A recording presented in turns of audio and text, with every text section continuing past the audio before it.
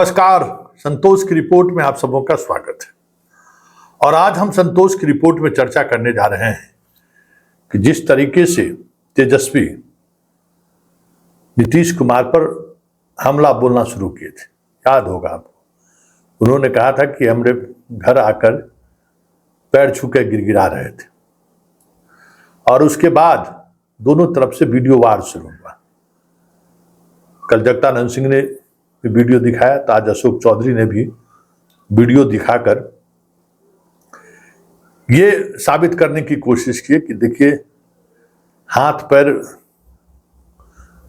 छूने के लिए नीतीश नहीं, लालू का परिवार आया था, लालू के परिवार नहीं, नीतीश आया था।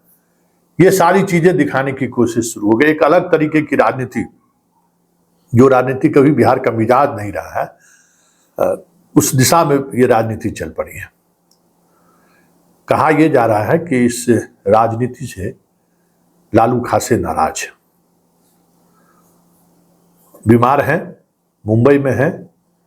लेकिन खबर आ रही है कि ये जो सियासत है ना, इस सियासत को लेकर कहीं न कहीं लालू ने सार्वजनिक तौर पर अपने परिवार के बीच नाराजगी व्यक्त की है, क्योंकि इस पूरी राजनीति के पीछे लालू प्रसाद का मानना है कि बीजेपी है।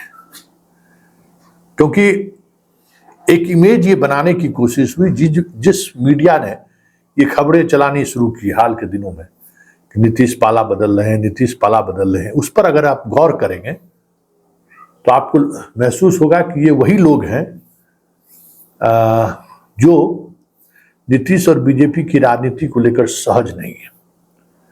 मतलब वो नैरेटिव सेट करने की कोशिश में लगा हुआ है कि किसी तरीके से नीतीश पाला बदल दे।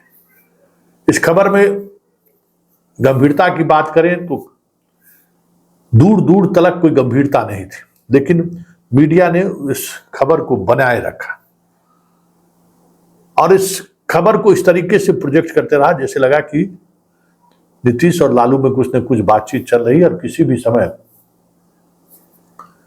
पाला बदल सकता है। वैसे लालू यादव इस तरीके की खबरों पर हमेशा सचेत होकर बयान, मुंबई जाने के दौरान भी उनसे जब पूछा गया तो वो उन्होंने एक अलग अंदाज में चुप्पी साध लिया। लेकिन तेजस्वी अपनी यात्रा के दौरान कुछ न कुछ बातें वो बोलते रहे। जगदानंद सिंह ने तो वीडियो ही जारी कर दी, तो आज अशोक चौधरी ने वीडियो जारी कर दी। और जो बीजेपी चाह रही थी, देखिए आरजेडी को लग रहा था ये कि नीतीश कुमार बीजेपी पर दबाव बना रही है और हमारे सहारे दबाव बनाकर बीजेपी से कुछ लेना चाहती है। और इसी कैलकुलेशन के आधार पर आरजेडी नीतीश पर हमला बोलना शुरू कर दिया। बयान में भी देखिएगा, गौर करिएगा कि बयान में भी ये लोग यही कहा है कि भाई कुछ बार्गेन करना चाहते हैं। लालू उस राजनीति को समझते हैं कि नीतीश कुमार कभी भी इस तरीके से बार्गेन करके राजनीति नहीं करता है। जाना होगा तो फिर वो दूसरे, उनकी राजनीतिक शैली अलग है।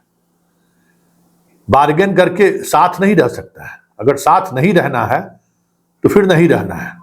ये नहीं है कि आपके साथ हम हैं लेकिन हम आपको बार्गेन करेंगे, क्योंकि लालू यादव नीतीश कुमार को सबसे बेहतर तरीके से जानते हैं। और इसलिए लालू यादव इस तरीके की बयानबाजी से लेकर और इस तरीके के चीजों को लेकर कभी सहज नहीं रहे। लेकिन बात तो अब दूर तक चली गई है और इस खेल में देखिए वही लोग शामिल हैं।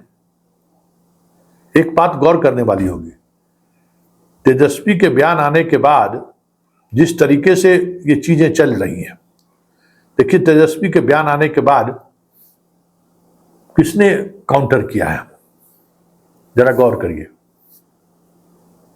जदयू की तरफ से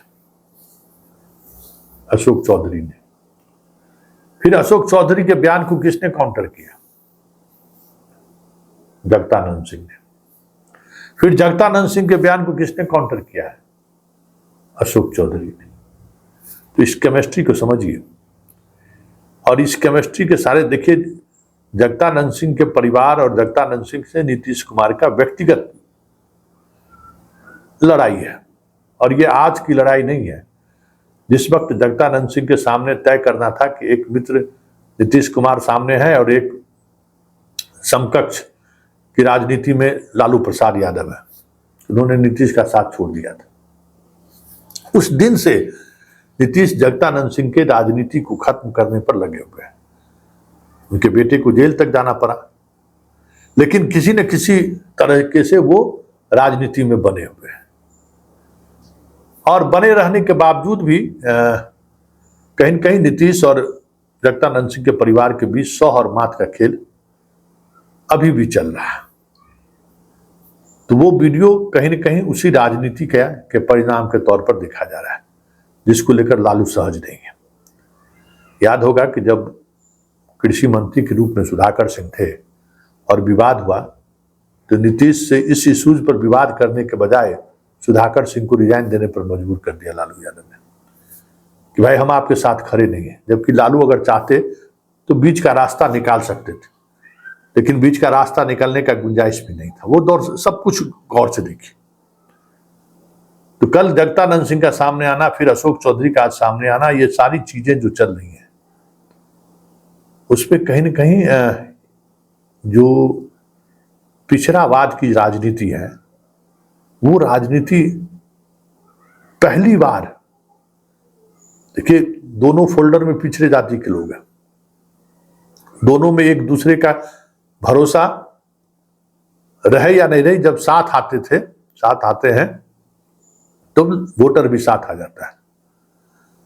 तो ये भरोसा था उस बयानबाजी का, जिस बयानबाजी के तहत बहुत कुछ होने के बावजूद भी एक मर्यादा का एक मतलब आवरण दोनों ओढ़ कर रखते थे, लेकिन तेजस्वी ने उसको तोड़ा है और फिर ये कड़ी आगे बढ़ी है। और वो मिसकैलकुलेशन के तहत उनको लगा कि ये बीजेपी से कुछ बार्गेन करना चाहते हैं। अब देखना होगा कि लालू प्रसाद की इस नाराजगी के बाद पार्टी का स्टैंड क्या होता है, क्योंकि देखिए जो राजनीति है ना, उस राजनीति में अभी भी आरजेडी और बीजेपी आमने सामने लड़ने की स्थिति में नहीं है। मतलब यह है कि नीतीश कुमार फिनिश नहीं हुए हैं, सीटें जरूर कम हुई है, मानसिक तौर पर, दिमागी तौर पर पहले जैसे फिट नहीं है, फिर भी इतने कमजोर नीतीश कुमार नहीं हुए हैं कि वो बिहार की राजनीति से बाहर हो जाए। और जब तक नीतीश कुमार राजनीति में है, लालू यादव की वापसी संभव नहीं है, क्योंकि नीतीश जिसके साथ खड़ा रहेगा सरकार उसी की बनेगी, चाहे उनके पास 5-6% ही वोट क्यों ना बचे। जो कॉम्बिनेशन है, उस कॉम्बिनेशन में सरकार, जो जिसके साथ नीतीश रहेंगे उसके साथ सरकार बनेगी। तो ये जो कुछ भी खेल हुआ है, उस खेल के पीछे का खेल यही है कि अशोक चौधरी जो लाइन ले रहे हैं वो जदयू में क्या चाहते हैं, किसके साथ खड़े हैं, कुछ कहने की जरूरत नहीं। बहुत सारी चीजें स्पष्टता के साथ आपको समझ में आने लगा होगा कि अशोक चौधरी अभी उस दौर से गुजर रहे हैं जहां वो नीतीश का भरोसा खो चुके हैं। वो नीतीश का भरोसा पाना चाहते हैं और उस भरोसा पाने को लेकर इतना ज्यादा व्यग्र हैं कि वो स्पेस खोज रहे हैं कि कैसे भी हो हम नीतीश कुमार के लिए इतनी मजबूती से अपनी बात को रखें कि हमारा जो वो विश्वास खोया है जो नीतीश के नजरों में, वो फिर से हासिल हो सके। और जगदानंद सिंह की अपनी राजनीति है।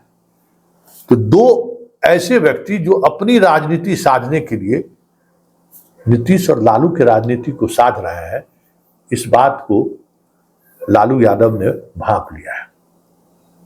और यही वजह है कि इस पूरे प्रोसेस में जिस तरीके से चीजें सामने आ रही हैं, लालू यादव ने रोहिणी तक को नीतीश कुमार को लेकर ट्वीट करने पर नाराजगी व्यक्त किया कि अभी इस तरीके से की राजनीति नहीं होती है। वो स्पेस हमें बना कर रखना है जिस स्पेस की चाहत फिलहाल आज की राजनीति में बनी हुई है। आप उसको नजरअंदाज नहीं कर सकते हैं। हम उतने ताकतवर नहीं हैं जो अकेले लड़ के बीजेपी या जदयू के कंबाइंड यूनिटी को हरा सके। इसलिए राजनीति जो है 30 वर्षों से जो बिहार की राजनीति चल रही है, और खास करके नीतीश के आने के बाद जो राजनीति चल रही है, उस राजनीति में हमेशा ये गुंजाइश बना रहे कि नीतीश और लालू कभी भी साथ आ सकते हैं। तो जो एक पिछड़ेवाद की जो राजनीति है ना, वो राजनीति उस फोल्डर में बना रहेगा, क्योंकि अगर हम दोनों लड़ गए तो राजनीति उस फोल्डर से बाहर चला जाएगा, और जैसे ही वो फोल्डर से बाहर गया तो फिर आरजेडी की वापसी मुश्किल ही नहीं, नामुमकिन हो जाएगा। इस बात को बहुत ही अच्छे तरीके से लालू समझ रहे हैं कि ये मंडल की जो राजनीति है, सोशल जस्टिस की जो राजनीति है, इस राजनीति में नीतीश कुमार की जब तक उपयोगिता बनी हुई है तब तक आरजेडी को ये उम्मीद है कि सरकार में हम आ सकते हैं। लेकिन जैसे ही उनकी उपयोगिता खत्म हुई, या फिर राजद इस कोशिश में आगे बढ़ा कि हम नीतीश कुमार की उपयोगिता को ही खत्म कर दे, तो ये तय मानिए कि नीतीश की उपयोगिता जिस दिन खत्म होगी उसी दिन आरजेडी की राजनीति भी खत्म हो जाएगी। ये बिहार की राजनीति को देखने वाले लोग बेहतर तरीके से देख भी रहे हैं, समझ भी रहे हैं और मान भी रहे हैं। और यही वजह है कि लालू यादव जो पिछले 24 घंटे से जो खेल चल रहा है, उस खेल को लेकर खासे नाराज है। और खबर ये आ रही है कि स्वस्थ होकर जैसे ही वो पटना पहुंचेंगे, इस तरीके की राजनीति की गुंजाइश कैसे कम से कम हो इस पर, क्योंकि भरोसेमंद जगदानंद सिंह इस भी अगुवाई बने हैं, उनकी अपनी राजनीति है, तो वो राजनीति कैसे बिटवीन द लाइन रहे, इस पर हमें लगता है कि आरजेडी के सुप्रीमो जैसे ही मुंबई से लौटते हैं कोई बड़ा फैसला ले लेंगे।